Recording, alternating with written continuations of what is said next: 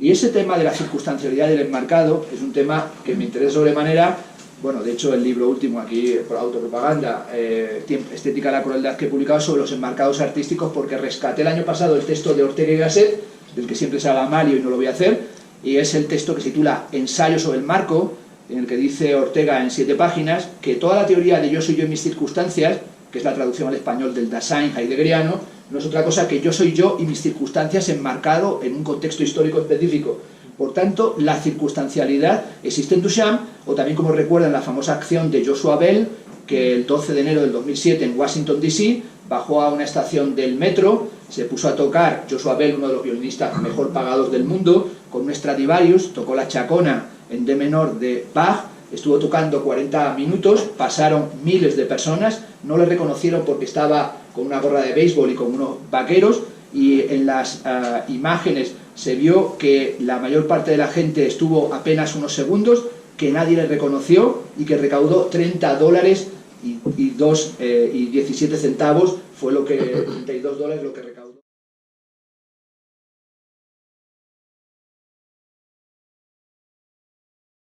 Y en cierta medida nos enseña que el más famoso, o uno de los más famosos violinistas del mundo, si está en el Lincoln Center o si está en el Teatro de la Bastilla, nos parece un prodigioso violinista. Si vemos al mismo tocando exactamente la misma pieza en el metro, no lo reconocemos. Es decir, que es una especie de retorno del ready-made. El ready-made es una cosa común que va al museo, en este caso es una figura que viene desde los teatros, desde los pedestales del arte sublime, y retorna al submundo, al metro, y nadie lo reconoce.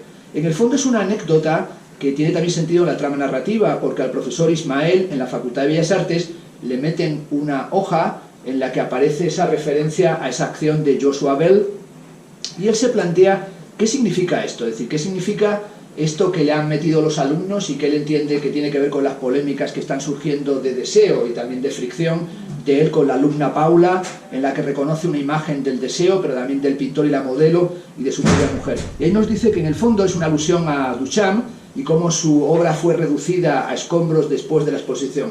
Una corrección para la segunda edición de este libro: no es así, por la sencilla razón de que nunca llegó a exponerse. Es decir, nunca llegó a exponerse. Es decir, el urinario de Marcel Duchamp nunca llegó a exponerse, porque antes de que se expusiera se retiró de la exposición.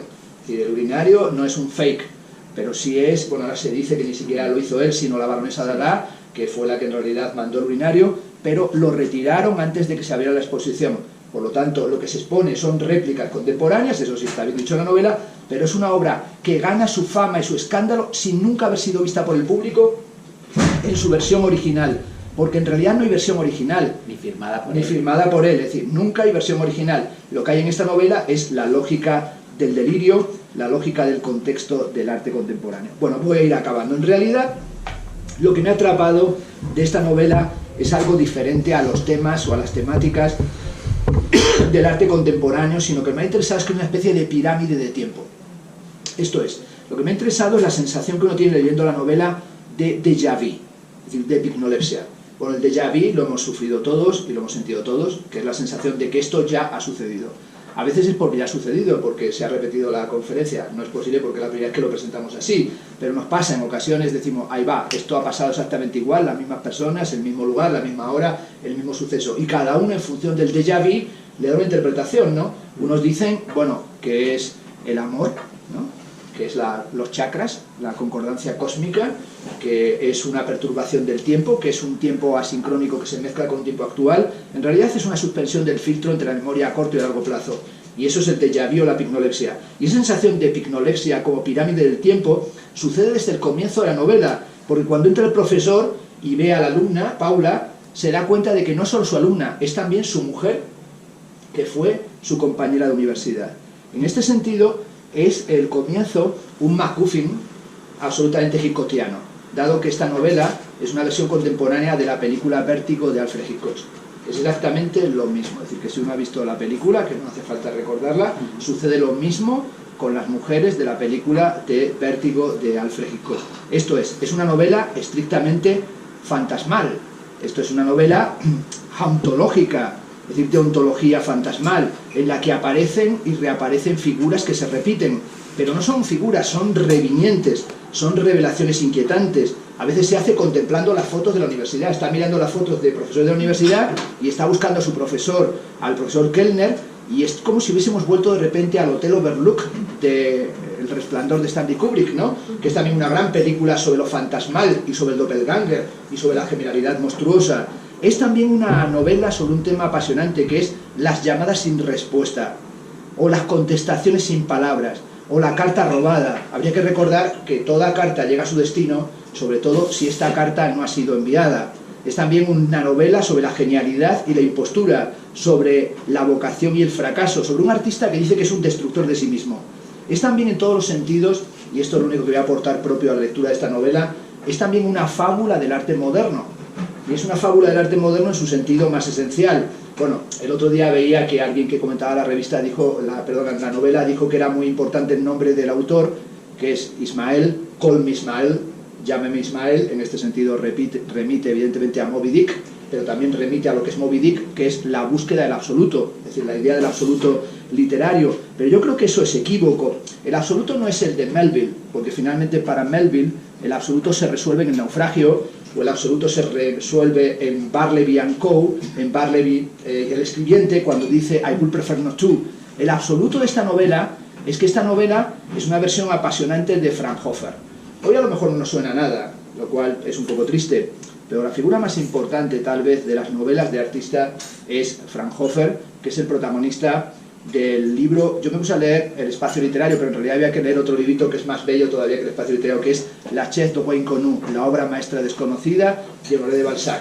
Y esta novela, página por página, línea por línea, nos está recordando qué sucede en la obra maestra desconocida de Balzac, ¿no? Allí dice Balzac, por boca de Fraunhofer, la belleza es severa y difícil y no se deja alcanzar así como así. Es preciso esperar su momento, espiarla y abrazarla estrechamente para obligarla a entregarse.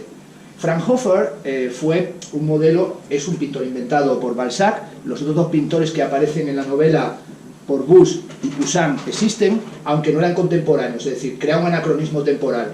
Y Fraunhofer es el maestro de los maestros. Si recordáis la novela corta de Balzac, lo que urden Poussin y Parbus es que ellos quieren conocer el secreto de las obras maestras de Fraunhofer, el mejor pintor de su época, que es un hombre totalmente marginado, que no participa de la escena artística de la época. Y lo hacen a través de un ardid. Le prestan una modelo, le prestan un amante, que es una modelo de uno de ellos, y se la ofrecen para que ella espíe el arte de la pintura de Fraunhofer. La novela de Balzac es impresionante por una razón también histórica. Es la primera descripción en la historia de la literatura de un cuadro abstracto.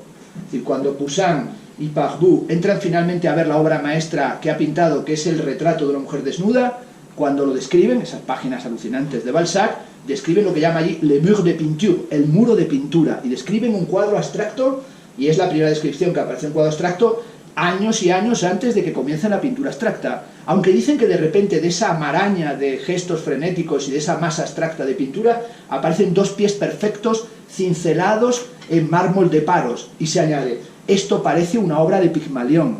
Bueno, esta dimensión de la obra de Pigmalión, también recordamos que en La Chef d'Oie Inconnue de Balzac, el protagonista, el pintor Fraunhofer, se suicida y quema su estudio, pues hace también comprensible por qué sucede lo que sucede en la novela de Ferrando, en la que no cita a Balzac, porque la referencia principal no está en la novela, pero me toca a mí ser un pesado y decir que esa novela es la fundamental, porque ¿de qué trata eso? De la pintura encarnada, de la encarnación de la pintura, de esa pintura que está más cerca de lo que imaginamos. Hay una anécdota que sí me gusta contar con frecuencia. Cuando Picasso le encargan que pinte el Guernica, del que se ha hecho tantas cosas y tantas tan descontroladas y absurdas, le busca un estudio en el que entre el cuadro, que es más grande que el estudio en el que le está pintando. Se busca un estudio en la calle de Grand Agustins para que entre el bastidor del cuadro, que es el espacio que le han dejado Serti y la Casa en el pabellón de la República Española del 37, para que vaya allí su pieza. Él quiere pintar en realidad a Minotauro, y quiere pintar en la temática, bueno, de la minotauromaquia en la que estaba trabajando previamente. Y se mete en el estudio, crean el espacio que tiene que entrar, si habéis visto la foto de la mar, en diagonal, porque entra mal, el propio es más pequeño en realidad de lo que tendría que haber sido, y se tira un montón de días sin poder pintar. Y realmente no le ha pasado hasta nunca, porque era un infatigable. No ya si es bueno o malo Picasso, pero que era un infatigable no tiene ningún tipo de discusión. Es decir, es difícil pensar cuántos grabados pintó, cuánta cerámica hizo, cuántos dibujos hizo, cuántos cuadros hizo, sin asistentes a lo largo de su vida. Es decir, es un autor de una producción salvaje y absolutamente desproporcionada. Y no es capaz de pintar, y cree que ha perdido el talento, cree que le ha pasado algo. Como era además andaluz y tenía, bueno, robaba arte en el Museo del Hombre Trocadero, robaba arte a saco. Iban a Polignac y robaban con sacos, llenaban sacos de cosas y se llevaban las cosas que le daban miedo y se las llevaba por magia defensiva, es decir, por magia apotropaica. Por eso robaba máscaras africanas, no porque le gustaran, sino porque le daban miedo. Y seguía el famoso principio de que lo que te da miedo tenlo cerca, porque si lo tienes lejos te golpea, ¿no? Y entonces él, cuando va a aquel espacio, se da cuenta que no puede pintar y cree que ha perdido la capacidad para pintar y, peor todavía, el deseo sexual, y es incapaz de tener deseo para pintar o para entregarse a los placeres carnales. Y cree que le ha poseído a alguien por culpa del mal de ojo y que le han echado una maldición gitana, y va incluso a ver a mediums y pregunta, y cree que ese espacio está poseído por fantasmas y se dedica a estudiarlo y pregunta, ¿qué ha pasado aquí? Dice, aquí ha habido asesinatos, ha sucedido algo, yo no soy capaz de pintar por culpa del espacio que es fantasmal. Y dice, no, es que aquí ha pintado Delacroix. Y Picasso dice, es imposible que yo deje de pintar por Delacroix, porque soy mejor pintor que Delacroix. Es mentira, pero que sea mejor Picasso que Delacroix. Luego dicen, es que también dibujó Ingres, y se intranquiliza, porque sabe que Ingres dibuja mejor que él, sobre todo los dibujó La mina de plomo, y dice, bueno, puede ser que Ingres me persiga en este espacio. Luego le dicen que se ha representado teatro, y que ha hecho muchas representaciones del Partido Comunista, y dice, tal vez sea el Partido Comunista el que me impide pintar, que tal vez sea posible que no era comunista, sino que el Partido Comunista le impedía pintar ya en ese momento. Y en ese momento se encuentra con que un portero de la calle, de los Rue de Gran Agustín, le dice, aquí lo único que ha pasado es que han venido pintores muy famosos, y que un escritor fijó aquí el tema de una novela. Ese escritor fue Balzac, que resulta que Balzac emplaza la Chaise Rouet-Connu en el estudio de la Rue de Gran Agustín. Y cuando lo descubre, le da casi un infarto, porque se encuentra en el espacio de su obsesión literaria y mental. Picasso lleva a este pequeño leyendo y releyendo la obra maestra desconocida. Y de repente, sin darse cuenta, le han llevado el estudio de Balzac al estudio de Fraunhofer. Él cree que él es Fraunhofer. Pero no solamente lo cree él, es que Cézanne, estando un día en una tertulia, se permitió Solá hablar de Fraunhofer, de Balzac, y dijo, yo soy Fraunhofer, yo soy Fraunhofer, yo soy la encarnación de la búsqueda absoluta de la pintura. El libro de Dore Aston, una fábula del arte moderno traducido de la editorial Turner, es la historia de todos los artistas que han creído que son Fraunhofer, desde Picasso hasta Rodin. Por ejemplo, Rodin todos los días releía otra vez trozos de Fraunhofer. Bueno, hacía una cosa muy curiosa, y es que no cogía ningún asistente, salvo si recitaba de memoria poemas de Baudelaire. Y para que no le recitaran a una que pasa, que es un soneto que se puede aprender de memoria fácil, decidió que no entraba nadie en el estudio si no recitaba de memoria Una carroña, que es un poema mejor todavía que Una que pasa, de las Flores del Mal. Y estuvo rechazando gente que quería hacer escultura con él, hasta que un día llegó un tipo y le dijo, uy, ¿puedes recitarme Una carroña de Baudelaire? Y dijo, sí, así paseando por un recodo de su vientre fétido se encontraba una carroña, taca, taca, taca, taca, y le dijo, pase. Estaba esperando por fin un asistente que se supiera la carroña de Baudelaire de memoria. Y usted ha leído la obra maestra desconocida, y le recitó el comienzo y dijo, vale, ya veo que era un escultor, era Rainer Maria Rilke, que acudía para entrevistarle y que se convirtió en su secretario. Por tanto, hay que hacerlo con nuestra vida, hay que obligar a la gente a saberse cosas de memoria, porque si no llegan los cretinos con sus chorradas, y hay que decir, oye, sabes poemas de memoria, o sabes cosas, o si no, no vengas aquí. Por tanto, esta obra trata del tema de la obra maestra desconocida, que es el pintor y la modelo. Esto es, el modelo y el motivo. Y estoy, en este momento, en realidad, digo para tranquilidad, después de tanto tiempo hablando, estoy acabando de decir lo que quería decir, pero en realidad estoy acabando y al mismo tiempo empezando, porque estoy en el meridiano, ¿no? En el meridiano de la intervención. Señoras y señores, ¿sabemos lo que es escribir? Una antigua costumbre cuyo secreto está cerca del corazón. Quien lo cumple íntegramente se cercena. Mallarmé sobre Villiers y Léadan. Señoras y señores, el arte es un ser guiñolesco, yámbico, pentamétrico y sin descendencia, alusión esa que se comprueba si se piensa en Pigmalión y su criatura. Paul Celan, el meridiano. Pigmalión y su criatura, ese es el tema del pintor y la modelo, la pigmalionización. Esto es dar vida a lo inanimado, y dar vida a lo inanimado es una resurrección, es lo siniestro. Es también el espacio intermedio, el espacio hermenéutico, y todas veces está en una frase, pero en realidad puede que esté equivocado cuando hago esta interpretación. Tal vez no me remito a lo esencial que son los hilos invisibles. Esto es, ¿cuál es el plegamiento de esta novela, que es una novela, hay que decirlo, malograda? Bueno, ha dicho Alberto Olmos que es una buena novela, por tanto me toca a mí decir que está malograda, pero no malograda porque sea mala o porque sea menos buena de lo que imaginábamos, sino porque está malograda, porque el propio autor ha querido que estuviera malograda. Malograda en el sentido más importante. En la página 295 se dice: estaban a punto de interpretar la melodía de Schubert, interpretada por Horowitz. La mejor novela, una de las mejores novelas de Thomas Bernhard, El malogrado, es el combate entre Glenn Gould y Horowitz para interpretar las variaciones Goldberg. Por tanto, todo artista es un malogrado. Es un malogrado porque habla desde la soledad, porque habla desde la soledad del otro, pero sobre todo porque está buscando que alguien le devuelva la llamada. Por tanto, esta novela es un discurso atópico, un discurso amoroso, es una conversación que no se produce. Es una especie de novela sobre un tema maravilloso que se llama la pietas, ¿no? Es la conversación, la piedad, ¿no? Y la pietas es la Virgen María con Cristo bajado de la cruz que le tiene en sus rodillas. Dijo Hegel que es la escena más temible de la historia de la humanidad. Una madre tiene un hijo muerto en sus rodillas. Y ese momento en el que tiene la madre a su hijo muerto, decía Hegel, es una conversación que ninguna madre quiere tener. Y es una conversación imposible, porque ya no hay reproches, ya no hay recomendaciones, ya lo único que hay es un momento último de ternura. Y ese momento de piedad es el de una conversación dificilísima, que en esta novela está, que es la de un padre con una hija suicida, con una llamada que no se produce. Por tanto, esta novela está más allá de Edipo, ¿no? No trata de el Edipo, ni de Vos a tu síntoma. Pensé que tenía que ver con el conflicto de Electra, pero tampoco es exactamente el conflicto de Electra, ni es Antígona lo que aquí está. Están los afectos primordiales, porque hay una escena tremenda en la que la hija cree que su padre le está viendo follar en la calle con otro, y se inicia una parte sobre el voyerismo, la evidencia y el conocimiento. Bueno, esta novela es una especulación, es un juego de espejos, es una especie de anamorfismos, es una perversión, pero es una novela que al final trata sobre la ceguera. Hay un momento en el que al final el propio pintor Ismael pinta poniéndose una venda en los ojos para no ver lo que pinta. Es una novela que no tiene, afortunadamente, moraleja ni solución, tampoco es un puzzle, es una novela así sobre la muerte. Incluso hay un momento muy brillante en el que Kellner recuerda a Ismael, el pintor, que su maestro dio una lección sobre la fornarina y explicaba que la fornarina, cuando está desnuda y vemos su seno, lo que se ha descubierto es que la fornarina tenía cáncer, y tenía cáncer de pecho, y por lo tanto es una mujer que parece la belleza, pero también es la muerte. También hay que decir que en El origen del mundo de Courbet, que es un cuadro que pasó de mano en mano y que finalmente cayó en manos de Lacan, el último propietario del cuadro fue Jacques Lacan, antes de que pasara a ser propiedad del Estado francés en el Musée d'Orsay. Lacan lo tenía en su despacho, en la sala, entre el espacio de transición y las sesiones rápidas. Luego lo llevó a la finca, a la casa de campo. Hizo que le dibujó. Es un cuadro que siempre tuvo una cortina desde que se fabricó.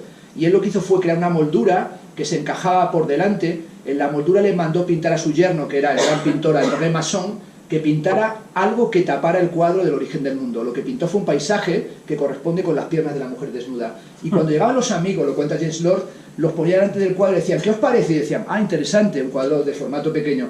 Y él se ponía mirándoles y tiraba de aquel cuadro que tapaba el otro para verles qué decían cuando miraban el origen del mundo. Y dice James Lord, yo no dije nada, pero me quedé callado, no fuera a ser que me psicoanalizara. Y le preguntó a Lacan, ¿qué dice la gente? Dice, se quedan mudos. O sea, no dicen nada. Es decir, cuando ven el origen del mundo, se quedan mudos. Porque dice Lacan, se quedan mudos porque comprenden que es un coño que te mira. Tú no miras el origen del mundo te mira a ti. Estudios recientes han revelado que si la Fornarina estaba enferma de cáncer de pecho, en realidad lo más interesante es que el origen del mundo, ha habido unos estudios recientes, el libro de Trera que acaba de salir, es que el origen del mundo es que esa mujer no es una imagen pornográfica, esa mujer está embarazada. Y acaban de dictaminar ginecólogos de cuántos meses está embarazada la mujer desnuda del origen del mundo. Por lo tanto, no es una incitación al sexo, sino que es el origen del mundo, que es un nacimiento, la pregnancia, el estar embarazados. Y esto tal vez es una dimensión que me ha parecido interesante en este libro, que es una historia muy triste, es una historia de amor. Pero, un último minuto. ¿Por qué me afectó tanto esta cosa que podía ser solamente referencial de referencias literarias? Tengo que decir la verdad y mostrar los detalles dolorosos, ¿no? ¿Y por qué se repitió? Bueno, en esta novela, que además incluye Roma, que es un escenario al que yo retorno a dar clase continuamente, ¿no? Es decir, ¿por qué me parecía que era algo que me podía afectar tanto, ¿no? Esta novela que trata del cáncer vero, ¿no? De un perro que muere, ¿no? Y también del desastre, de la destrucción, de cómo se corta con todo, ¿no? De la cicatriz, de la vagina, de un Lucio Fontana, un cuadro finalmente convertido en un Lucio Fontana. Es algo que me callé hasta aquí. Y sobre todo porque es una novela que está marcada por el suicidio y por las pulsiones suicidas.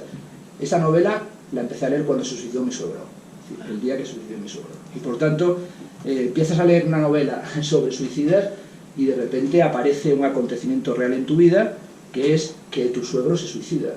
Y realmente fue una cosa como impresionante. Se suicidó exactamente en el mismo sitio en el que se había suicidado su padre, en la misma ventana, en la misma terraza.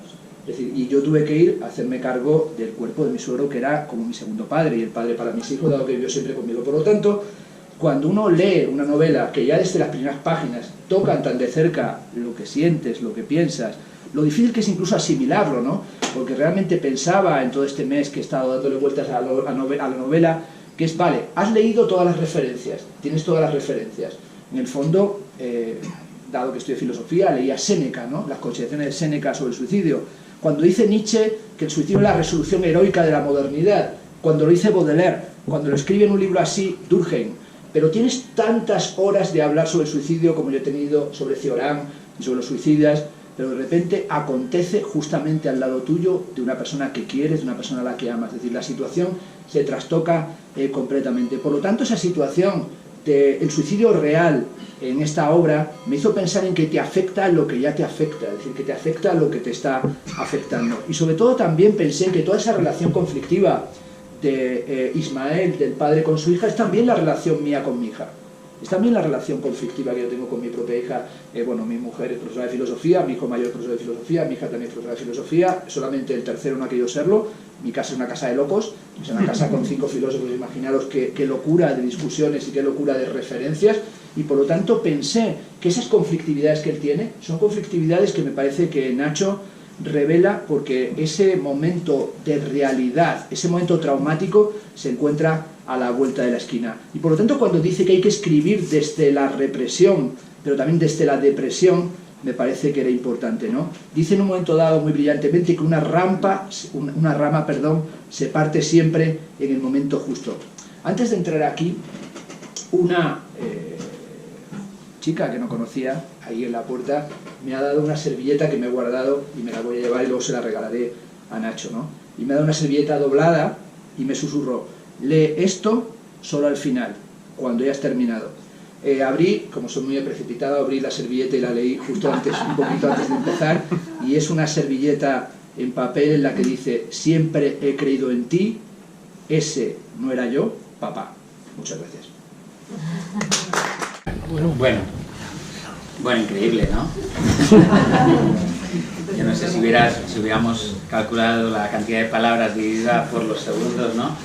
Pero bueno, yo una de las, aparte del agradecimiento, ¿no? Que sí que tenía intención de que esta fuera una presentación con un cariz un poco más referencial, sabía que no se te iba a escapar ninguna. Me daba mucho miedo porque, como habéis visto, hila muy fino y siempre va lo que va, pero esencialmente os habéis dado cuenta que Fernando es el hombre referencial en sí mismo, su realidad, su vida, todo lo que él es en el arte. Yo no conozco a nadie, yo estaba en clases suyas y ahí conocí a Débora de Robertis, luego la conocí de verdad, a raíz del libro la conocí, luego te puedo contar cosas de ella, que es una artista estupenda, ¿no? Pero me di cuenta de que era una persona que establecía nexos y tejidos donde nadie más podía verlos, ¿no? Alguien que establece una referencia entre Kafka y los Simpson, creo recordar que es alguien cuya esencia es esto, ¿no? Porque la novela esencialmente habla de esto, habla de arte, ¿no? Él ha hecho un poco la lectura intelectual de la novela, pero también habla de la vida, y también ha hecho referencia a la vida y además a la vida real, ¿no? Porque esencialmente la novela plantea esa pregunta, ¿no? ¿Hasta qué punto se puede existir, se puede ser al margen de lo que ha sido, ¿no? Y de lo que se espera de uno, ¿no? Es decir, cómo alguien puede ser padre sin tener en cuenta los que han sido antes, ¿no? Cómo uno puede ser maestro sin tener en cuenta a los que han sido antes. Yo iba apuntando cosas mientras ibas diciendo, no te quería interrumpir, no quería... y yo creo que os lo voy a hacer más leve, mucho más leve, pero básicamente quería plantear dos cosas. Primero, una serie de aclaraciones, o no voy a llamarlo de nada, pero apostillas Y luego alguna cosita que creo que puede ser interesante para que os puede interesar, ¿no? A mí en la novela una cosa que me interesaba mucho es la redefinición de la memoria, ¿no? Es decir, aquí es verdad que hay un personaje que cree y se comporta como el que fue su antiguo maestro, que en el primer capítulo de la historia es un hombre que es un pintor, pues que ya está en un momento creativo, digamos, no terminal, pero estéril por algo que le ha sucedido, que es, como os ha comentado Fernando, que tuvo una hija que tuvo un acceso de suicidio, y entonces eso le ha hecho replantearse todo y le ha hecho verse a sí mismo como un fantoche vital, pero un fantoche artístico, porque su hija realmente era una persona de talento, o él considera que es una persona de talento, ¿no? Alguien con valor también, que es, antes y después de la muerte la vida se ve de una manera diferente, ¿no? Antes y después de haber cometido un suicidio, ¿no? Y entonces en este momento donde él ya está completamente acabado, le ofrecen dar clases en una facultad. Claro, lo curioso es que le hacen dar clases de algo en lo cual él se siente completamente fracasado. Él tiene que enseñarle a la gente, como dices, menciona Baudelaire, y dice, obligar a la gente a hacer siempre un poco más que el resto, ¿no? Y esto es terrible en el artista, ¿no? Porque el artista parece que vive condicionado por esta necesidad. Lo que haga siempre tiene que ser mejor que lo anterior, y todos sabemos que eso es absolutamente absurdo, ¿no?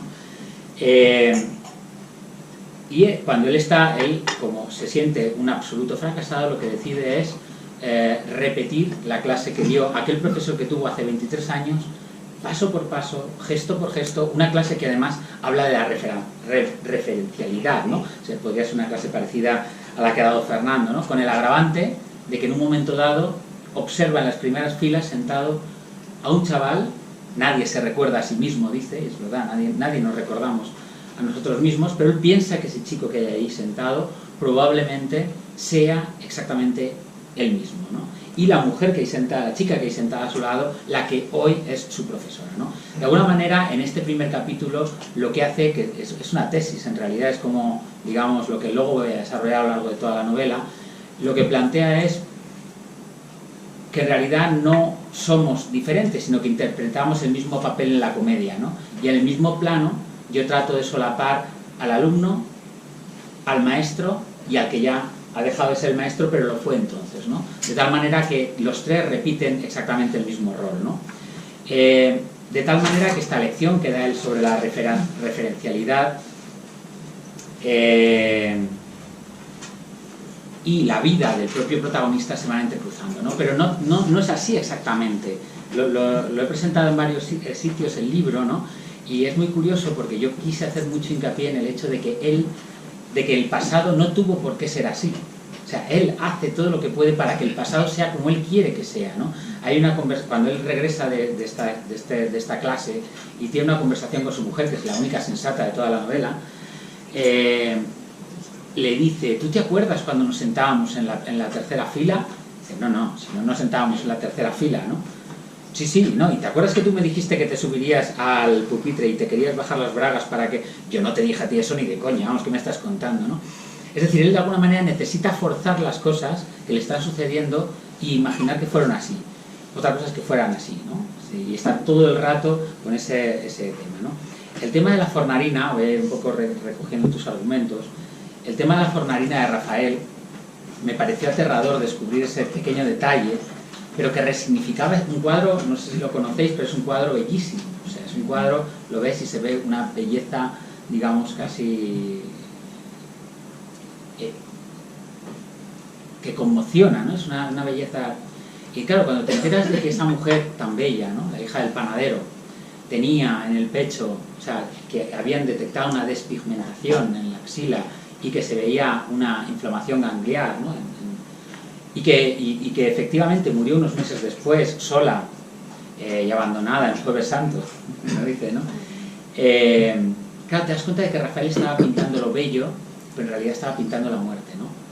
Y entonces en ese sentido el vanitas, que es un elemento que aparece recursivamente en la novela constantemente, la idea de la presencia de la muerte como desencadenante de la búsqueda, de la salida del personaje de diálogo, me pareció terriblemente interesante, alguien que quiere pintar lo bello pero solo está pintando la muerte, ¿no? Que es lo que hace él toda su vida. Toda su vida, como pintor, ha querido hacer eso. Ha querido pintar lo bello y solo ha pintado lo muerto, ¿no? Y el tema del Vanitas, que fue un capítulo bastante controvertido con mi editor, es el capítulo que aparece... Hay un capítulo que aparece en el polideportivo, hay un polideportivo donde va a hablar, que fue un capítulo que yo no quise quitar, ¿no? Porque el editor me decía esto, y yo decía, es que este es el capítulo fundamental de la novela. Primero porque, bueno, es que ese polideportivo existe, yo voy a nadar a ese polideportivo, voy en el turno de mañana, y entonces siempre hay gente como muy mayor, y entonces les ves, ¿no? Y ves esos cuerpos ya flácidos, ¿no? Fofos y completamente... Y lo curioso es que yo soy muy cotilla, soy como en ese sentido. Podéis imaginar la situación, ¿no? Así porque nos riamos un poco, ¿no? Pero empiezan a hablar y siempre empiezan a hablar del tiempo, ¿no? Luego empiezan a hablar de Cataluña, luego empiezan a hablar de política y siempre de una manera irremisible acaban hablando de la muerte o de la enfermedad de sus mujeres, siempre. O sea, de manera directa o de manera indirecta, ¿no? Que si tengo que rehabilitar, que si me ha dicho el médico esto, que si me ha dicho, ¿no? Claro, yo puse al protagonista, lo coloqué ahí, que ya tiene una edad ya provecta, es decir, ya se ve exactamente igual que ellos, ¿no? Y lo comparo con los cuerpos jóvenes, ¿no? Con cómo se produce ese juego, ¿no? Es el eros thanatos constante que hay en la novela. Precisamente porque en ese momento él toma conciencia de que debe dejar de nadar y dar brazadas continuamente, y debe tomar una decisión, debe buscar el segundo en rebelión. Él tiene la teoría, dice que no todos los segundos que vivimos tienen la misma importancia, sino que hay unos segundos que él llama los segundos en rebelión, que se niegan a ser segundos como el resto. Son los segundos en que tomamos las decisiones esenciales, ¿no? Entonces él tiene hay esos segundos donde tomamos esa decisión que luego nos va a determinar siempre, ¿no? Y él se pasa toda la novela pendiente de esos segundos porque si encuentra ese segundo será capaz de coger el desvío y escapar al tejido referencial, ¿no? Bueno, luego va por ahí. La teoría de los 28 segundos, eso sí lo voy a decir porque, mira, es algo que puedo decir siempre por debajo de ti, ¿no? Pero esto de los 28 segundos tiene un fundamento casi biográfico, ¿eh? O sea, yo estaba escribiendo un día, y estos días que no te sale nada, y dices, esto que tenemos los autores, que podemos permitirnos ir a ver una obra de pintura por la mañana, y me fui a ver una exposición de Duchamp y Hamilton, no era la sala que hay en la Reina Sofía, y entonces me senté a ver cómo la gente observaba las obras maestras, ¿no? Un poco así como hace Berger en Maestros Antiguos, y entonces, cronómetro en mano. Este es un crítico que tiene la teoría de que el tiempo máximo de observación de una obra maestra, la media del tiempo, es de 28 segundos, dice él, ¿no? Dice, bueno, luego hay una variación, hay determinados cuadros que son 13 segundos y el Bosco que son más, ¿no? Pero la media son 28 segundos, ¿no? Y yo me veía allí con el móvil allí, 32, anotando, ¿no? Y al final haces la media y salían 28, ¿eh? O sea, es que Duchamp no da tampoco para mucho más. Pero lo más aterrador, que no sale en la novela, lo más aterrador, y que yo no he contado en la novela ni en ningún sitio, es que de esos 28 segundos, 21 segundos de la media, los gastaban observando la plaquita explicativa, que decía la cartela. Es decir, que realmente observando la obra maestra, o sea, esto es una gran metáfora, ¿no?, de cómo observamos el arte contemporáneo desde la más absoluta indefensión intelectual, ¿no? Entonces me parece muy interesante alguien que emite una crítica y como la emite con esta soltura que yo acabo de decir, tan ridícula, porque es que esta es una teoría que no se sujeta de ninguna de las maneras, ¿no? Es tan ridículo que... Pero como lo dice de esta manera, porque pues parece que es verdad, ¿no? Porque la novela también, en cierta medida, para mí como autor y como profesor de escritura, una disciplina artística, ¿no?, me obliga siempre a cuestionarme qué es lo que estoy haciendo, mis certezas, mis pocas certezas, ¿no? Y este es un profesor que se está recolocando constantemente. Mis alumnos me decían, el otro día estaba dando clase y me decían, es que no quiero coger apuntes, porque luego vas a decir que yo estoy aquí alimentándome de certezas, ¿no? Porque él tiene esa teoría, ¿no? Pero ese replanteamiento todo el rato del elemento técnico, ¿no?, del elemento, es algo que está muy presente en mi trabajo. y la matemática, la necesidad de certezas, si el acto creativo tiene debajo un andamiaje o no lo debe de tener, si debe ser algo orgánico o no lo debe ser, ¿no? Y todo esto la novela lo plantea con un cierto desarrollo, ¿no? La circunstancialidad, ¿no? El ready-made que decías, ¿no? Es constante, es un personaje que dice que lo único que separa dos situaciones reales es el lugar en el cual se produce, ¿no? Y coge el elemento de Duchamp, al cual yo llamo en la novela gran vendedor de retretes, espero que me perdone, pero yo creo que nadie ha vendido los retretes como él. No sé si tú estás de acuerdo. Roca no ha sido, acaba de sacar una campaña y se lo han puesto en la Tate Modern, ¿no? Pero él tiene esa teoría. Y luego hay una escena exactamente donde hay un padre que está hablando con otra hija, con otra persona, y él imagina que es su propia hija, y precisamente lo único que diferencia esto de una conversación con su propia hija sería esta variable de la circunstancialidad que él altera de una manera totalmente ambigua y deliberada para conseguir que lo haga. Yo no es que no quiero machacaros, yo solo sí creo que puedo aportar una cosa, porque eso sí está en la esencia de esta novela, que es cómo, de dónde sale esto y por qué sale esto, ¿no? Y por qué Shield es un elemento importante dentro de la novela, ¿no?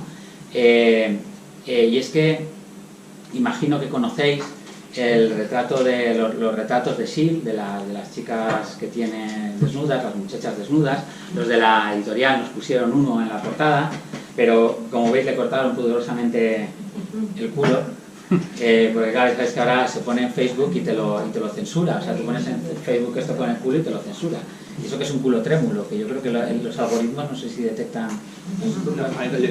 Digo, así no lo hubieran detectado. Bueno, pues El origen del mundo fue censurado hace muy poquito, y así, como sabéis, hace un año y medio, le censuraron en Londres y en Berlín, nada menos, una campaña de turismo de Viena, ¿no? Y entonces yo estaba en la Fundación Juan March viendo, hace ya muchos años, una exposición sobre Kokoschka y sobre Shield, y entonces estaba observando estas chicas, que son chicas delgadas, con las costillas muy marcadas, de una belleza casi enfermiza, y entonces estaba haciéndome esa pregunta tan ridícula que nos hacemos muchas veces: ¿esto es arte de verdad? ¿Esto es obsceno? ¿O esto qué es, no? Podríamos haber proyectado alguna para que supierais, no tiene nada que ver con las que tiene, las más explícitas, ¿no? Y en ese momento, cuando yo estaba haciendo esto, llegó un padre con su hija, y su hija debía tener 6-7 años, y me di cuenta de que la mirada de la niña era limpia, era límpida absolutamente, era no inocente, porque yo no creo en la inocencia, pero digamos que se acercaba al arte, como dice la novela, en un estado de virginidad intelectual, dice él, ¿no? Dice que es el estado más maravilloso para acercarse al arte, y también el más imposible, por supuesto, ¿no? Y entonces me di cuenta de que la mirada de esa chica y mi mirada eran completamente diferentes, del mismo modo que nunca leemos el mismo libro, nunca leéis el mismo libro, porque siempre leéis cargados por las referencias de lo que habéis leído antes, ¿no? Al principio leemos a mí me hace mucha gracia, no, yo leía a Julio Verne, yo veía a Emilio Salgari. Leías esto porque no tenías ningún patrón de comparación, no tenías criterio, por decirlo de una manera más sencilla, ¿no? Y conforme lees, claro, ya ahora lees a Salgari y dices, hombre, pues claro, ha sido muy importante para todos, por supuesto. La falta de referencias es muy importante para todos, ¿no? Cuando nos gusta la tortilla de patatas, es muy importante para nosotros la tortilla de patatas, ¿no? Luego ya las esferificaciones con tal ya son más sospechosas, ¿no? Pero entonces me di cuenta de algo que ya años después yo le leería, ¿no? y verbalizaría el ensayista, escritor magnífico, dibujante a lápiz, John Berger, que él hacía el símil, decía que la obra de arte era como un taburete con 3 patas, una de ellas era el autor, otra era la obra artística, y la tercera era la mirada del que lo observa, la mirada era la que daba sentido a la obra, ¿no? Y si fallaba una de esas 3 patas, el taburete caía. Entonces yo quise crear una obra en la esencia, la esencia seminal de esta novela, que fuera esto, que fuera algo, una realidad que yo iba a dibujar de una manera similar a la que hace Shield, esos cuadros, de una manera trémula, indefinida, con esa vocación monstruosa, casi obscena, ¿no?, que tiene a veces Shield, de mostrar con toda su crudeza una cosa terrible, cubrirla de un velo de dudas, de ambigüedad, para que fuera el lector el coautor del texto, fuera el lector el que le diera el sentido, ¿no? Por eso antes, cuando me estabas hablando del suicidio y de todo lo que ha representado para ti, en la medida en la cual yo he planteado la novela como un espejo de la propia perversión, se habla directamente de él, ¿no? Como un reflejo de lo que somos, pues bueno, creo que ahí, y con toda la modestia del mundo, creo que ahí ha llegado la novela donde tenía que llegar, ¿no? Porque eso espero que sea la novela para todos los que lo lean, ¿no? Es curioso como de esta novela me han hablado muchas personas por presentaciones que estaba ahora, y es curioso cómo es muy diferente esta novela para muchas personas, ¿no? Cómo se fijan en una determinada cosa y en otra. Y yo creo que no hay nada que me pueda llenar más de orgullo que esa idea de que el que le ha sentido a esta novela es precisamente el autor, el lector, y es el lector el que se ve obligado constantemente a escapar del tejido referencial. Es un poco como yo lo quise componer. Cuando revisé la novela para entregarla definitivamente, había referencias como mucho más explícitas, mucho más directas, y decidí quitarlas para que fuera el lector el que creara ese tejido, el que dijera, ah, esto es como esto que pasa aquí, y esto es como tal, incluso que trascendiera los límites de lo que yo había querido hacer, ¿no? Es lo que más me interesaba. Es que no me quiero extender, como veis, no quiero hacerte sombra. Ah, bueno, pues sí, solo hay una cosa que quiero contar sobre el origen del mundo y sobre Débora de Robertis. El origen del mundo, todos conocéis esa obra, ¿no? Y Débora de Robertis es una performance, podéis verla en YouTube, yo la vi en clase de Fernando, como ha dicho él. Lo que hizo es una chica guapísima además, muy tímida, muy tímida, feminista de pro, no como feminista de verdad, o sea, de las que te hace pensar, ¿no? Y lo que hizo fue en la sala número 20 del Museo d'Orsay, pues se colocó debajo del origen del mundo, abrió allí las piernas en un gesto totalmente gimnástico, simétrico y no exento de belleza, y dijo, aquí está el origen del mundo, je suis le origen del mundo. Claro, lo más interesante de esta obra, cuando yo presenté esta novela en Burgos, proyectamos esa en Burgos, ¿no? O sea, quiero que os imaginéis. Yo dije, voy a salir apedreado de aquí. O sea, voy a salir apedreado. Yo, el que me presentaba, Jesús, estaba, o sea, le caían los chorretones de sudor por mí. Y quiero decir esto, lo digo por lo que voy a contar ahora. En esa performance, cuando ella hace esto, inmediatamente se crea un silencio grávido en la sala, terrible, nadie sabe cómo actuar. Todos saben, empiezan a ser conscientes de que están frente a un acto irrepetible, artístico e irrepetible, ¿no? Y efímero. Y esto les genera una gran contradicción, ¿no? Pero se quedan completamente noqueados, no saben qué hacer, ¿no? Entonces de repente llega la vigilante del museo, que se coloca justo delante de ella, entre sus piernas, para que nadie vea.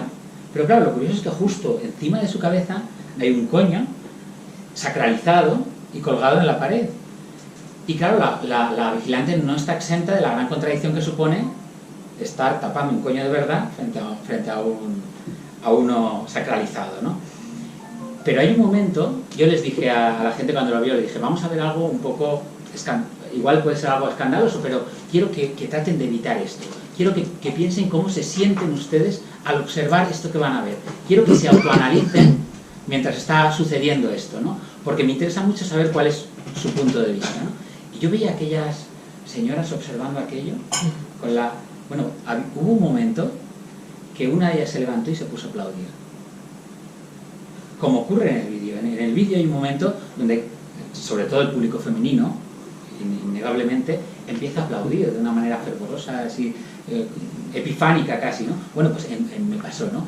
Y acabé, y lejos de sentirse escandalizadas o escandalizados, todo lo contrario, decían, mira, alguien que tiene huevos de hacer lo que había que haber hecho, ¿no? Porque esencialmente, en el 1835, cuando Cuvier, si no me falla la memoria, pinta El origen del mundo, su objetivo era exactamente este, era poner en cuestión, poner en evidencia la belleza femenina tal y como se había entendido hasta ese momento, ¿no? Esa belleza priápica, esas dafnes, esos drapeados renacentistas, esa especie...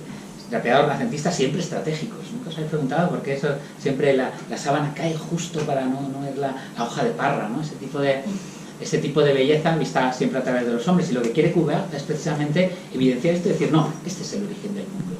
Detrás de esto es lo que provoca y después viene todo lo demás, ¿no? Y lo que hace Deborah de Robertis es exactamente lo mismo ya en el 2016 o 2014. Pero esencialmente, aunque políticamente son muy diferentes, esencialmente persiguen exactamente lo mismo con 150 años de diferencia, ¿no? No deja de ser curioso, ¿no?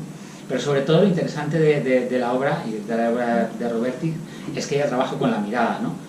Luego tiene, sabes que tiene otra performance que es ella con la Olimpia, y entonces se coloca una cámara parecida a esta que hay aquí, una GoPro de estas, y ella se coloca como la modelo de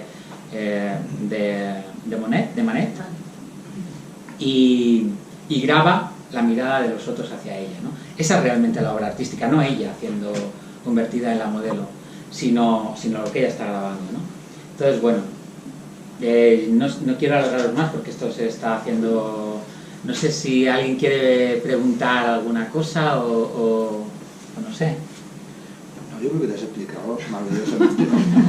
Fíjate, yo me he dejado algo que es muy curioso porque te presentaron como arquitecto cuando tú en realidad eres ingeniero. Sí. Eres ingeniero. Y es que los ingenieros son una secta un poco rara, pero hay algunos ingenieros que se convirtieron en escritores, y podemos recordar 4 ingenieros que escribieron novelas o que fueron escritores. El más conocido en España es evidentemente Juan Benet, ingeniero de caminos, y que además en una época fuimos grandes amigos y que tuvimos un trato muy muy cercano, y que fue hasta una gran influencia para una generación de escritores, ¿no? Que se consideraban venetianos, y que tenía una capacidad increíble en la descripción, ¿no? Por ejemplo, su ensayo sobre la torre de Babel de Bruegel, que está en Kunsthistorisches Museum en Viena, es un prodigio descriptivo, ¿no? Es decir, de hablar de descriptivo. De hecho, fue esa descripción la que hizo que Ferlosio se despertara de la tumba del dinosaurio y decidiera volver a escribir novela solamente para desafiar la descripción de la torre de Babel de Bruegel que hace allí Benet. Y por eso hay esa famosa descripción en el testimonio de Arfoz del fragmento de las guerras berciales, donde describe una noria y un puente, y lo describe desde el punto de vista de la ingeniería, demostrando que él no era ingeniero, pero que hacía mejores descripciones de ingeniería que él. El otro es otro increíble ingeniero, que es Dostoyevsky, que era ingeniero forestal, que es también otro gran descriptor, otro gran escritor de lo descriptivo, y también de otro tema fundamental, que es el ateísmo. Su bellísima descripción del Cristo muerto de Holbein, cuando dice: este Cristo te hace ateo porque este no va a resucitar. Eso, si uno va al Museo de Arte Contemporáneo en Basilea, al Kunstmuseum, también se da cuenta, y cuando lo ves te quedas muerto cuando ves el Cristo muerto de Holbein. El otro es Primo Levi, ingeniero químico, que escribe Si esto es un hombre, ¿no? Los senderos salvados, que escribe sobre Auschwitz, que también es otro prodigio de la descripción, en este caso del horror que supuso el campo de concentración. Y el otro es un ingeniero menos conocido que era Luis Buñuel, también ingeniero, también forestal, y que no ejerció nunca como ingeniero, y que le conocemos solo como director de cine, pero que es un escritor extraordinario, como se puede comparar por su biografía Mi último suspiro, que es uno de los mejores textos autobiográficos que se han escrito en este país. Yo creo que, y eso no lo he dicho en la presentación, pero sí ahora que estamos en esta fase ya para, si queréis decir algo, que es que la novela es extraordinaria, es decir, que a veces poniéndose a teorizar uno dice lo esencial, y es que la novela es muy muy brillante, es muy poderosa, realmente yo acepté, pues porque no había leído nada tuyo, Nacho, o sea, la primera novela que yo leía tuya, había oído elogios de Fío, su criterio, pero había tenido miedo porque a veces rompes una amistad si lees la novela de alguien, ¿no? Porque se acaba la amistad, en el sentido que a mí me gusta decir lo que pienso y lo que se me ocurre sobre las cosas, y por tanto, cuando me decía Nacho estos días que tenía un poco de miedo, es porque sabía que si no me hubiese gustado, lo hubiera dicho, porque si no lo demás es pomada y chorrada, ¿no? Es decir, y además porque no hay tiempo que perder, ¿no? O sea, no tenemos tampoco tanto tiempo que perder. Y sin embargo, me di cuenta de que era una combinación tremendamente bien elaborada de literatura, de filosofía, pero no de ensayismo filosófico, de experiencia y de vida, pero también de construcción de verosimilitud, que también era capaz de afectarte y de emocionarte y de darte que pensar, es decir, dar que pensar. Es sobre todo una novela que creo que teníamos que exorcizar un fantasma, no es pedantesca, es decir, de mi presentación, sí, incluso que hemos dicho, claro, podía surgir la idea de que fuera una novela cuya cuestión fundamental fuera la pedantería o el alejandrinismo, ¿no? Que fuera una novela alejandrina de citas, de referencias. No es una novela metaliteraria, no es ni siquiera una exonovela, como llaman ahora, ni siquiera una metaficción narrativa, no es una novela, vamos a decirlo así, vilamatiana, yo soy un amigo de Vilamata, me interesa mucho, pero Vilamata construye novelas que son la novela de la novela de la imposibilidad de escribir la novela, ¿no? No, en realidad aquí es una novela que va ensamblando eso, que cada uno, como tú dices, le mete mano a través del punctum. Decía Barbour que la historia del arte, la historia de las miradas sedimentadas sobre los cuadros, es decir, la idea de ópera aperta, de obra abierta de Umberto Eco, hace que esta novela, si la lee alguien, como es mi caso, que viene del mundo del arte, la ve de una manera, si la lee alguien que le ha pasado lo que a mí me pasó, lo ve de una forma. Es decir, creo que ofrece muchas perspectivas, y hay un momento en el que yo, que no puedo leer sin estos lapiceros, sin subrayar, que realmente y no puedo leer ni siquiera narrativa sin subrayar, anotar y tomar cientos de notas, pues me daba cuenta de que es una novela que te saca del marco de la erudición, que no es una novela de erudición, y que se dan estas referencias porque son puntos de entrada y puntos de salida en ese laberinto, y en cierta medida trata de la vida como trata de la vida otro autor al que yo vuelvo cada vez más, que es Oscar Wilde, que no deja de ser otro grandísimo escritor, otro gran decadente. Pero pensemos en el retrato de Dorian Gray, en el que en realidad todo el rato es también otro doppelganger y es un intento de retener la vida, o también otro gran decadentista como es Borges. Esta novela trata de lo que trata pues Pierre Menard, autor del Quijote. Es decir, un autor quiere escribir y va y escribe el Quijote, el capítulo del elogio de las armas y las letras. Cuando lo escribió Cervantes era un lugar común de la literatura renacentista, la superioridad de la guerra o de las armas frente a la escritura. Cuando lo escribe Pierre Menard, que es un trasunto de Paul Valéry, es lo que llama a Borges un anacronismo deliberado. Por tanto, aquí hay una serie de anacronismos deliberados y de cajas de muñecas rusas, ¿no? De cajas chinas, donde hay momentos en los que hay unos juegos de tiempo y una especie de no contemporaneidades. Había muchos momentos en los que, incluso cuando dice al final 5 meses después, en los que te das cuenta de que has entrado en un juego de temporalidades muy extraño, y también de posesiones fantasmales, ¿no? Y también de algo que tengo que decirlo, yo cuando lo leí nada más empezar me fascinó. Todo el que ha dado clase, o a mí me ha pasado y creo que le ha pasado a mucha gente, solo que no lo confiesa, se siente un impostor. Yo llevo dando 30 y tantos años clase, y cada vez que voy camino de las clases pienso, madre mía, ¿cómo voy a dar clase si no sé nada? Y voy con un miedo y voy temblando, pero temblando no es metáfora, voy más nervioso que nada y voy con un nervio y me tiro una semana antes de que empiece las clases sudando frío y madre mía, no sé nada, ¿cómo voy a dar clase? Mi mujer, que también es profesora, me dice, pero pareces un enfermo mental, o sea, ¿cómo que tú no sabes nada? Y entonces me quiere tranquilizar y me dice una frase que me pone, los otros saben menos. En la universidad dije, joder, eso me pone muy nervioso, porque no es que yo sepa algo, es que mis compañeros son cretinos. Entonces, además, y por ejemplo, la única que me dice las cosas claras es mi hija, que se llama Elena, porque mi hija se llama Elena, como la mujer del protagonista. Por otro lado, tengo que decir que se llama Elena, la protagonista, porque yo creo que es más protagonista la novela Elena que Ismael. Esto lo quiero desarrollar, que en realidad me parece que ella se va convirtiendo en más protagonista que él a medida que avanza la novela, y Julia, la hija, cada vez más protagonista, incluso reaparece al final y contesta y aparece para salvar al padre de la situación en la que está, que no le salva. Pero sí me di cuenta que Elena era fundamental. O sea, no hay un solo nombre que no esté puesto Ismael por lo que es, pero es que Elena es Elena de Troya, que como todos sabemos no se puesta, París no se no lleva. les des todas las claves, para la edición con notas a pie de páginas. Con Nacho Chinacho. Pero bueno, que la novela, yo tengo que decir que tiene una cosa, que te metes en ella y te atrapa. Hay gente que dice que lee las novelas de un tirón, a mí me parece, vamos, yo no lo he hecho, la he ido leyendo a tiempos, además en medio de muchos viajes. Pero leía un comentario, ¿verdad?, de alguien que decía que las últimas páginas las quiso leer muy despacio. Realmente cuando llegas a las últimas páginas y entras a un tema que no lo hemos mencionado, que es Balthus, ¿no? Sobre todo porque acaban de censurar, llevan censurando Balthus todo este año pasado, y incluso cuando venía al Thyssen también había el debate de si tenía que censurar a Balthus. A mí me llamaron del telediario que qué opinaba yo de si se tenía que censurar a Balthus en el Thyssen. Se ha censurado a Schiele, ¿no? Y realmente en esa parte de Schiele sí me di cuenta de que como tú llevas Courbet, Balthus y Schiele, porque de Balthus no hablamos, ¿no?, sus literatura y que supera el propio arte, ¿no? Y también, fíjate, con Schiele, que en el primer libro que yo escribí está atravesado por Schiele y por Paul Klee, porque como estaba mi mujer Manuela embarazada, un funesto que era compañero mío de la carrera me dijo, Fernando, corre y escribe todo lo que puedas. porque me dijo una frase, yo me dedicaba a escalar montañas, bueno, me dediqué profesionalmente a escalar montañas, y entonces veníamos de hacer el ataque al flanco del Everest, y me dijo, montañero que se casa, cuerda que se pudre. Y dije yo, joder, qué frase más mala. Pero lo que sí es cierto es que me dijo, escribe porque cuando nazca tu hijo te vas a quitar de la escritura, de la lectura, y es verdad que te cae un mogollón de cosas que tienes que hacer si te ocupas.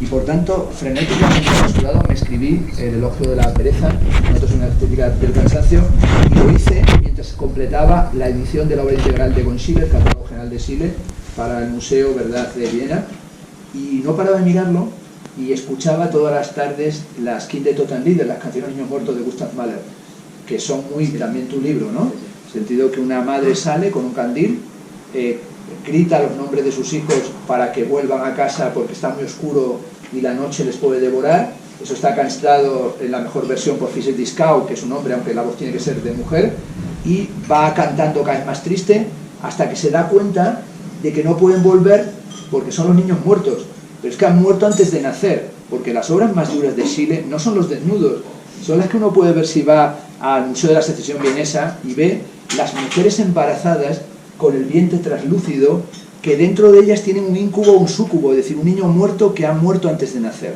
¿Y eso que ha muerto antes de nacer, qué es? La cultura del fin de siglo de Viena. Cuando se habla de Viena fin de siècle, que dicen la Viena de Wittgenstein, es la Viena de Freud, es la Viena de Gustav Mahler, es la Viena de Schiller, es la Viena de Kokoschka, es la de Otto Wagner, es la de Adolf Loos, es la de la Escuela de Viena, es la de los historiadores de Viena, es la historia de Maurice Schlick, es la Viena de Adolf Hitler, ¿no? También es la Viena de los Strauss. Y esa Viena es la Viena de Hugo von Hofmannsthal. Cuando escribe la carta de Lord Chandos, no puedo pensar, porque mi pensamiento se ha vuelto febril. Mis palabras son como hongos podridos en la boca. Y esa tensión de silencio que es el momento cultural, o sea, yo creo que si ahora nos teletransportáramos en un retorno hacia atrás y cayéramos en Viena y estuviéramos, ¿verdad?, entre el Kunsthistorische Museum y el Museo de Historia y el Museo de Historia Natural, camino, ¿verdad?, de la Sala de Oro, de la Golden Sala, pues estaríamos diciendo qué es el sueño de un esteta, estar allí, pero también qué es Viena y qué es Salzburgo, la ciudad de más suicidas de la historia hasta el Seúl contemporáneo. Es decir, Corea contemporánea es el lugar donde más suicidas hay, donde más conectividad hay, es donde más suicidios hay, donde más cultura hubo en la transición del 19 al 20, es donde más suicidas hay, porque hay un momento en el que, bueno, la belleza no es sino el comienzo de lo terrible, justo aquello que apenas podemos soportar. Es decir, la belleza tiene carácter abismal. Eso, así comienzan las elegías de Duino, ¿no? Y yo creo que este carácter abismal es una novela que ya digo, que impacta. Yo, una vez que he leído esta tuya referencial, quiero leer las otras, a ver si el tono está igual, pero sí creo que es una novela que solamente se puede hacer una frase nada intelectual, que es: busque, compare y si encuentra algo mejor, cómprelo, que es un viejo anuncio. Pero esta novela la tenéis que leer, sobre todo porque creo que a muchos decepcionados de la literatura, como es mi caso, que creemos que hay un bajonazo impresionante de los escritores actuales, que yo creo que tienden al facilismo, pero sobre todo que no ofrecen literatura, sino que lo que hacen es sacar esa especie de necesidad, urgencia expresiva de publicar algo, de pintar algo. Yo creo que la novela que ha hecho Nacho es una novela que, como decía Olmos, uno lee con admiración. Sí, el texto de Olmos que publicó era en realidad para pegarle un palo a los flojeras pseudonovelistas contemporáneos para decir que había... Sí, para eso lo hizo, porque en realidad no fue para elogiarte a ti. Olmo lo hizo para... Sí, se veía claramente, daba palo. Me llamaba viejo, ¿Te llamaba viejo? Sí, daba palo. No sé cuántos años me echa, no nos conocemos de nada, me debe echar 60 años o 70. Bueno, pero da la impresión de que eres viejuno como yo, o sea, tú no te preocupes. Hay un momento en el que la gran ventaja es cuando ya puedes unirte al clan de los viejunos. Ese momento en el que ya no eres un escritor joven, ni un artista joven, ni un crítico joven, eso da un buen rollo impresionante. Sí. La verdad que ser joven promesa cansa. Ser joven promesa hasta los 60 cansa. Sí. Sobre todo en un momento en el que, mira, el otro día, la anécdota de que es hoy la literatura o el arte, me llama un tipo y me dice: quiero conocerte porque te sigo en YouTube. Vale, y entonces me le dije: sí, vamos a comer. Y entonces yo no lo conocía de nada, y cuando llegué me dijo: soy Antonio García Villarán. Y dije: nice to meet you, un poco por vacilarle. Y me dijo, añadió: tengo 500.000 seguidores en YouTube. Es el que tiene más seguidores. Y estaba el tío allí con sus 500.000 seguidores pero vamos, 500.000 seguidores, que el lunes, que yo no salgo ya casi nada porque no puedo salir, estoy muy viejito, me dio las 4 de la mañana y en la esquina de Gran Vía con Alcalá aparecieron 4 tipos y dijeron, Antonio, Antonio, le conocían a él. Y entonces eran parte de no sé qué y les hicieron fotos y yo le hice fotos y me dijeron, ¿eres el secretario de él? Dije, sí, soy su fiel seguidor, soy su secretario. Y le hice una foto y en ese momento me hicieron la pregunta para una novela que hay que hacer, me dijeron, oye, perdona, ¿tú que eres el secretario? Llevan 3 guitarras a la espalda. ¿Tú sabrás un sitio para aquí, una plaza donde se puede tocar la guitarra? Eran las 4 de la mañana y dije, para eso he quedado. Soy como un viejo perroflauta que orienta a jóvenes perroflautísticos. O sea, esto no hay que tener miedo. Hay un momento de la noche en la que la gente, bueno, pensará que somos referenciales, quiere decir que no aportamos nada. Pero bueno, como digo, esta novela a mí por lo menos de verdad me ha hecho pasar momentos, y sobre todo tal vez la cosa que a los escritores nos sucede es que te entran ganas de escribir. Hay veces que vas a ver una exposición y te entran ganas de pintar, y a veces lees un libro y te entran ganas de escribir.